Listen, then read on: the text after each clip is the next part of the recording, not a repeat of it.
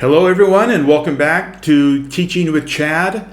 Today I am going to be flipping the classroom. A lot of times I've noticed in the Facebook discussions and other discussions in staff rooms is about how this is going to make it easier for the teacher, but the onus has been put on the teacher. So now I'm going to flip this around and show ways in which the students can be in charge of their own formative assessment so that they get the feedback from Chat GPT long before they do their summative assessment.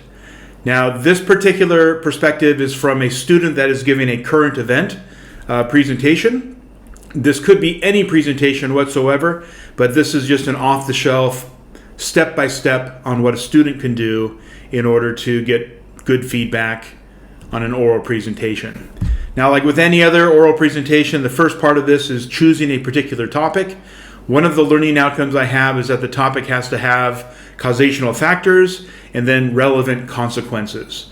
So this part is where one student decided he was going to investigate transgender rights and equal opportunity in sports, and it had causational factors that led up to that, from the Stonewall riots to legislation that's happening now. So a great topic, student-centered, and once I okayed that, the student ran ahead with it, finding out more information. Now, you probably heard that Chat GPT can be very questionable when it comes to presenting new information to do research for you, because they have things called hallucinations, which is when Chat GPT sees things that aren't there, and to kind of make you feel better will give you false information.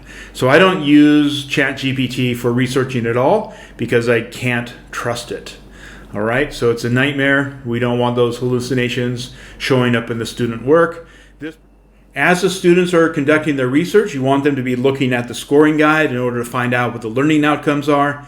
Now, we all know that students don't like to read scoring guides. They like to read scoring guides about as much as I like to read the EULA agreement when I agree to install software, or to read my insurance policy. It's not highly prized reading. So to get around that all, Chat GPT can provide feedback which will be more content-based and less theoretical as based upon a scoring guide. The next step is for the students at home to give their speech using Chat GPT as a way to clean up their particular transcript. Now, in previous videos, I've demonstrated how you can use Apple Notes in order to do direct translation or transcription. That is highly accurate. There's other things you can do, such as videotaping yourself, uploading it to YouTube, and YouTube will generate a transcript as well. But the fewest steps possible, I find, is just using Google Notes or a direct translation or transcription. Even if the transcript is a complete mess, like this one is here, there's a lot of words that are not transcribed correctly. There's run-on sentences. It looks like a complete mess, but when you put in a command prompt for a Chat GPT to clean up the text, it will actually give you something like this that is coherent, and nothing is added that the student hadn't said in person. And a few things are improved, such as using vocabulary that wasn't used in the original transcript. So anytime you want to pause, kind of read what's there, please feel free to do so. I'll still be here.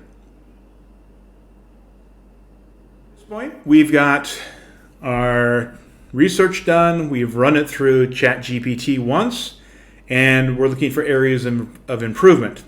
Now, this is the prompt that is used, which is, here it comes again, the scoring guide or the learning outcomes. Now, all I've done is copied and pasted the learning outcomes.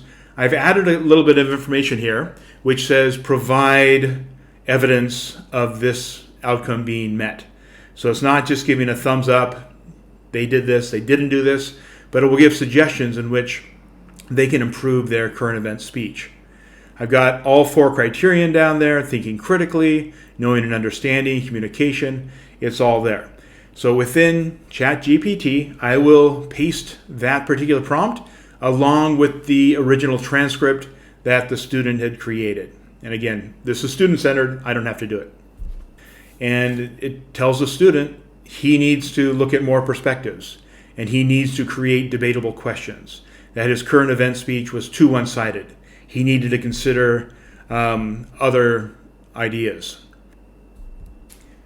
At this point in the process, the student has reached the point where he will be rinsing and repeating. He's gotten the feedback from Chat GPT. He can go and make changes to his presentation that shows more perspectives that bring about debatable questions.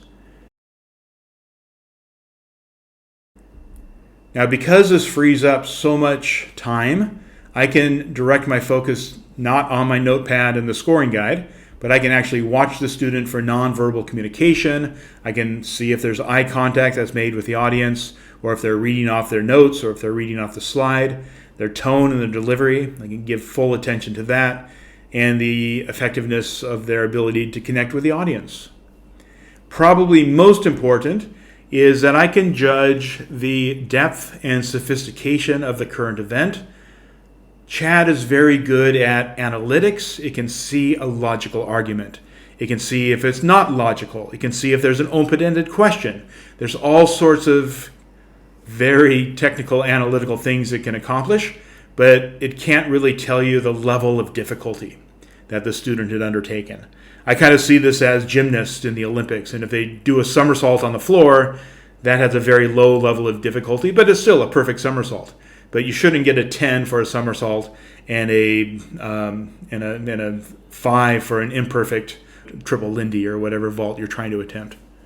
But I'm still leaving out a key component here because I talked about how this helps a student and how it helps the teacher, but what is the audience doing during all this time? They're glazed over like donuts. Next video, I'm going to show how you can unglaze them and get them more involved when there's oral presentations that are given in class. Thanks for watching. Like and subscribe, and any comments I will respond to within 24 hours.